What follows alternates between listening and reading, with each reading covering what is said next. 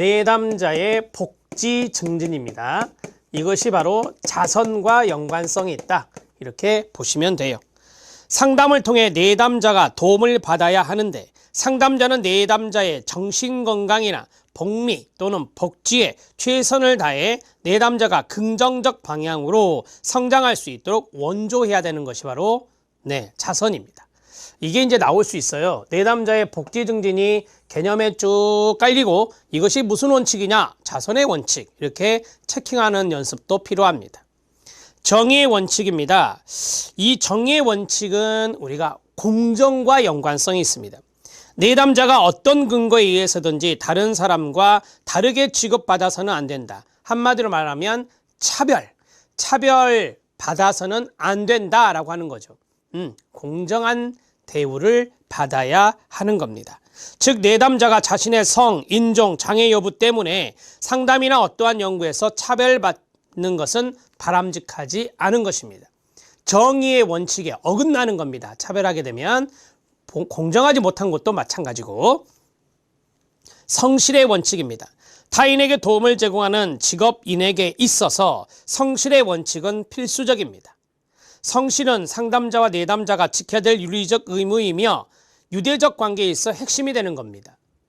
상담자가 상담을 성실하게 준비해 줘야 됩니다. 내담자는 항상 약속 시간을 잘 지켜서 성실하게 임해야 합니다. 이런 것들이 바로 성실의 원칙이 됩니다. 그리고 상담자는 내담자와 정직하고 진솔성 있는 대화를 포함한 성실한 관계가 이루어지도록 노력해야 됩니다. 정직이라는 단어 보이시나요? 이 정직이라는 단어가 나오면 성실인 겁니다.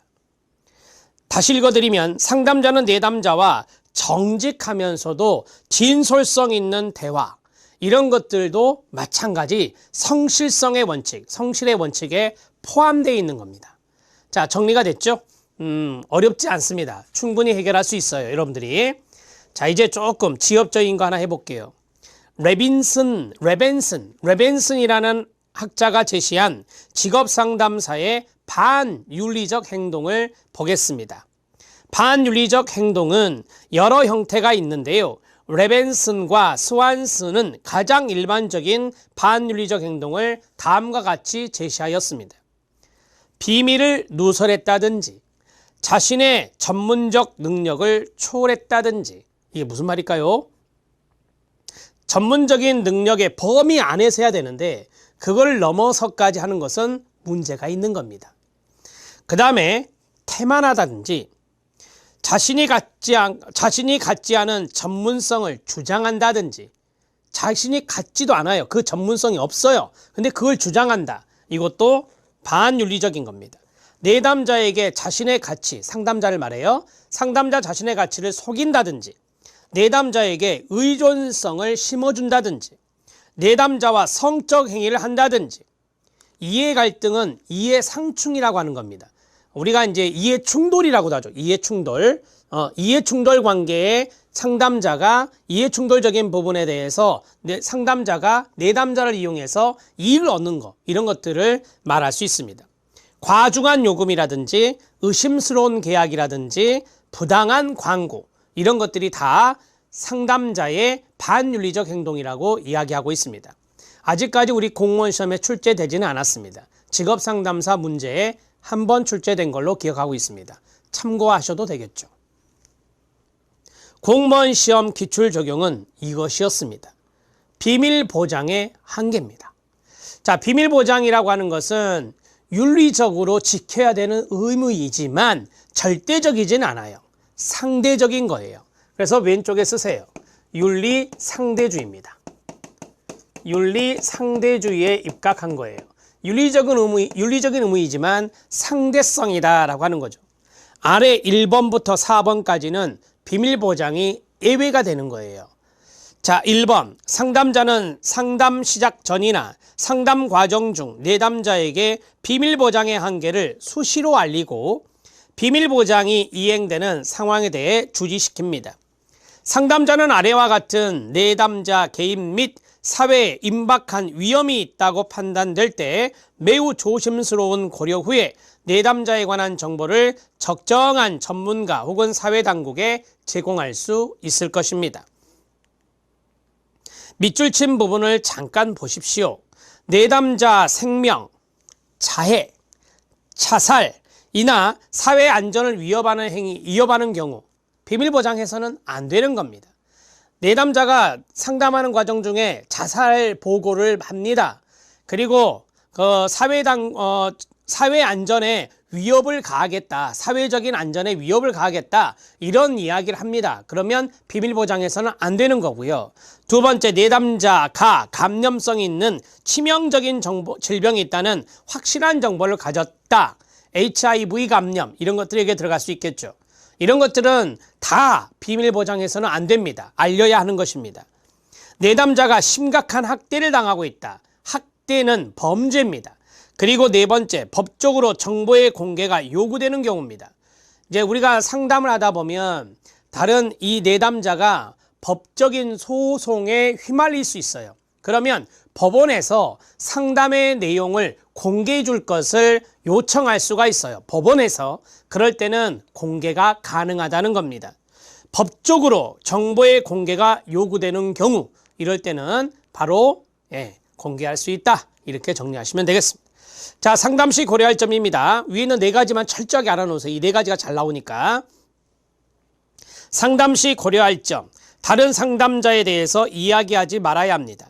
현재 상담에 임하고 있는 상담자는 전에 상담을 했던 상담자보다 더 잘해야겠다는 불필요한 경쟁심에서 이전의 상담자를 심판한 오류를 범할 수 있는데 그걸 말하지 않는 게 좋고요. 그 다음에 상담자는 내담자와 함께 지금 상담하고 있는 다른 내담자나 전에 상담했던 내담자에 대해 이야기하지 말아야 합니다. 내담자는 상담자가 자신도 이러한 위치에 있을까? 라는 의심으로 방어적인 자세를 취하게 되고 양자 간의 친밀 관계는 파괴될 수 있기 때문입니다. 내담자와 이야기하는데 이전에 종결되었던 내담자의 이야기를 꺼냅니다. 이것은 좋지 않습니다. 세 번째, 상담자는 내담자, 특히 이성과 불필요한 접촉을 하지 말아야 합니다. 네 번째, 적합한 장소에서 상담해야 합니다. 상담하는 장소가 건전하지 못하면 치료 과정에 있어 장애를 받게 되므로 정해진 장소와 정해진 시간은 상담 환경을 조성하는 데 중요합니다. 상담 시간이 정해져 있죠. 상담 장소가 정해져 있어요. 일정한 세팅과 장, 이런 것들이 필요하다 이거예요. 상담자는 자신의 한계를 깨달아야 합니다. 만약 내담자의 어떤 문제가 상담자 자신이 훈련되지 않았거나 자신의 능력이 미치지 못하는 분야에 속한다면 다른 전문가들에게 의뢰해야 되지, 이것을 자기가 계속 갖고 가면 위에서 말씀드렸던 레벤슨과 요한슨의 반윤리적 행동에 해당되는 것입니다. 죄송합니다. 레벤슨과 스완슨이 말한 반윤리적인 행동에 포함되는 것이다 라고 말씀드렸습니다. 자, 세 번째, 직업상담 시 필요한 주의사항과 지켜야 할 점입니다. 첫 번째, 직업상담 과정에 대한 내담자의 동의를 받아야 되고요. 항상 상담을 할 때는 기록을 하든 우리가 상담 기록을 하잖아요. 이런 과정들, 그런 과정들에서 양해를 구하거나 동의를 받아야 되는 경우가 있어요. 계약 체결이 이루어지고 이에 대한 이행이 있어야 됩니다. 계약 체결을 했으면 거기에 따라서 계약서대로 이행을 해야 된다라고 하는 것입니다. 이해되셨죠? 세 번째, 상담 일지 작성을 통하여, 우리가 아까 말씀드렸던 상담 기록을 말하는 거예요. 상담 일지 작성을 통하여 상담자가 적절히 상담을 진행했는지 모니터링, 점검해야 됩니다. 구조화를 통해 상담의 목적과 한계, 상담자와 내담자 간의 역할 등을 설정합니다. 이것을 우리는 상담의 구조화라고 말합니다. 이 상담의 구조화 작업은 정말 중요한 작업이에요. 거기 나온 대로 상담의 목적을 정하고 비밀 보장의 한계를 말하고 내담자와 상담자 간의 역할을 정하고, 이런 것들이 바로 상담의 안내 과정, 상담의 안내 과정에 해당되는 상담의 구조화라고 합니다. 이 구조화가 잘 되면 잘 될수록 성공 확률이 높습니다. 성과가 나타난다 이거죠. 문제 원인을 정확하게 이해하여 내담자 스스로가 자신의 문제를 알도록 하며 문제 해결에 계획을 세울 수 있도록 도와주어야 합니다. 상담 내용에 대한 비밀을 유지하며 만일 사례 연구를 위해서 내용을 공개할 필요가 있다면 사전 동의를 당연히 받아야 합니다. 상담 과정에서 내담자와의 신뢰관계 형성에 노력하고 적절한 상담 기법들을 활용하면서 상담자의 능력을 벗어난 문제를 가진 내담자일 경우는 어떻게 하라고요? 네, 즉시 다른 전문 상담자에게 의뢰해야 하는 것입니다. 이런 것들도 시험 지문에 잘 나와요. 자신의 능력 바뀌다 그러면 다른 기관, 다른 상담자, 다른 전문가에게 의뢰하는 것이 바람직합니다. 자, 실력 따지게 보면 직업상담사 윤리강령이 나와 있습니다. 직업상담사 윤리강령. 최근에 윤리강령 문제가 출제된 걸로 알고 있어요. 그래서 이러한 윤리강령을 쭉 보면서 직업상담사가 윤리적으로 지켜야 되는 것들은 이런 것들이 있구나라고 이해 차원에서만 끝내시면 돼요. 왜? 문제에서는 절대 어렵게 안 내요. 여러분들이 문제 쭉 읽을 때 O와 X를 충분히 구분할 수 있어요. 자, 빠른 속도로 보겠습니다. 직업상담사는 직업과 관련된 인간복지의 입장에서 내담자를 돕는 역할을 수행하며 도움을 청하는 내담자에 대해서 직업상담자의 인본주의적 직업상담 지식과 기법을 충실히 수행하며 자신의 전문성 제고를 위해 부단한 노력과 학술적 연구를 지속적으로 합니다. 직업상담사의 일반적 의무와 권리입니다. 직업상담사는 내담자가 직업선택, 직업유지, 은퇴 등의 과정에서 자신을 이해하여 직업에 대한 의사결정, 적응 등을 합리적으로 할 수 있도록 돕는 사명을 수행합니다. 직업상담사는 인본주의 입장에서 내담자가 직업적 갈등과 고통을 치유하도록 돕는 역할과 사명에 입각하여 모든 지식과 기법을 오직 내담자의 직업복지 증진을 위해 사용합니다. 직업상담사는 내담자의 인종과 민족, 나이와 성, 직업과 직위, 경제 상태, 사상과 종교 등의 차별을 두지 않으며 모든 내담자에게 공정하고 평등하게 돕는 활동을 위해서 최대의 노력을 기울입니다. 직업상담사는 가장 최신의 정확한 직업정보를 내담자에게 제공합니다. 직업상담사는 취업 알선과 관련된 정보에 대하여 그 정확성을 최대한으로 유지하고 취업 알선 결과를 즉시 전산망에 입력, 삭제, 보완하며 그 정확성을 유지합니다. 직업상담사는 최고의 직업상담에 대한 지식과 기법으로 직업상담을 행함에 있어 직업상담가의 품위와 명예를 지킵니다. 직업상담사는 자신의 양심과 전문적 판단에 따라 내담자를 상담할 수 있어야 하며 본인의 사명을 수행함에 있어 국가와 사회로부터 법률 등에 의하여 보호받을 권리가 있습니다. 직업상담사는 국민의 직업적 갈등과 고통을 덜어주기 위하여 최선의 직업상담 서비스가 제공되도록 국가와 사회에 적절한 환경 조성을 요구할 수 있어야 되며 직업상담 행위에 대하여 국가와 사회로부터 정당하고 적절한 대우를 받을 권리가 있습니다. 8번째 같은 경우는 이제 권리적인 측면, 요구하는 요구권이나 직업상담사의 권리에 해당되는 부분이 되겠습니다. 7번째도 마찬가지고요. 자, 2번째는 내담자와의 관계입니다. 직업상담사는 내담자가 직업상담의 연구 대상이 아니라 인격을 가진 존엄한 존재로서 대우하며 내담자의 긍정적인 면에 기초하여 상담합니다. 장점 활용이죠. 직업상담사는 내담자의 직업 문제를 해결함에 있어 내담자의 동등한 입장에서 노력하는 동반자로서의 관계를 유지하며 내담자와의 협의하에 상담관계 형식, 목적, 방법을 설정하고 그 결과를 토의합니다. 직업상담사는 내담자와의 신뢰를 갖고 좋은 관계가 유지되도록 최선을 다합니다. 직업상담사는 내담자가 의사 결정 시에 가장 최신의 정확한 직업 정보를 가지고 결정할 수 있도록 최선을 다합니다. 직업상담사는 내담자가 자신의 의사를 자유롭게 제시하고 검사, 상담 시간, 상담 종료 등을 선택할 권리, 자기결정권, 자율성이죠. 자, 상담 방법에 대해서 알 권리를 인정하고 존중해 줍니다. 직업상담사는 내담자에게 상담 예약, 상담 진행 방법, 진행 과정, 상담 시에 있을 수 있는 국면, 상담료 등에 대하여 내담자나 보호자에게 정확하고 친절하게 알림으로써 내담자의 권리를 보호하고 내담자의 적극적인 역할을 제고합니다. 직업상담사는 상담 목적에 위배되지 않는 경우에 한하여 검사를 실시하며 필요시 내담자 이외의 관련 인물과도 면접을 합니다. 직업상담사는 내담자가 도움을 받지 못하고 있음을 분명히 한 경우에는 상담을 종료하도록 노력합니다. 직업상담사는 직무 수행에서 습득한 내담자의 비밀을 철저히 유지하며 학술적 발표나 논의에 있어서는 내담자 신상에 관한 사항은 공개하지 않습니다.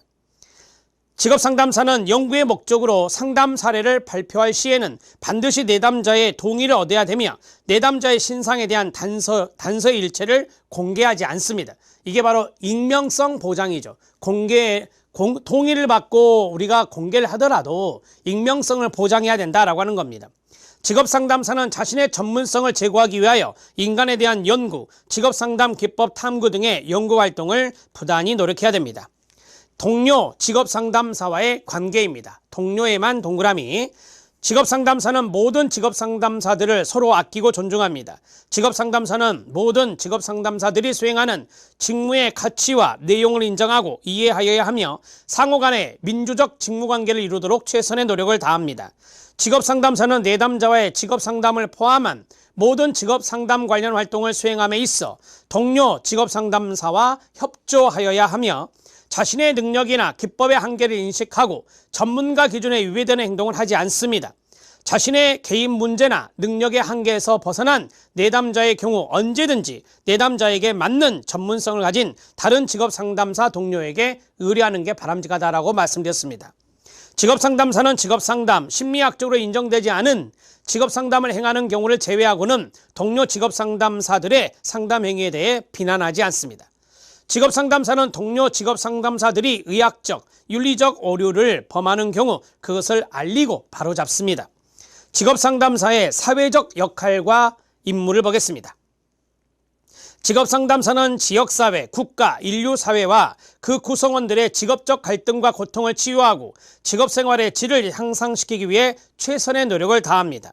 직업상담사는 실업에 대한 국가 및 사회적 비용을 경감하기 위하여 노력하는 동시에 적절한 비용이 보장되도록 감시자의 역할을 합니다. 직업상담사는 정당하지 않은 방법으로 경제적 이득을 취해서는 안 됩니다.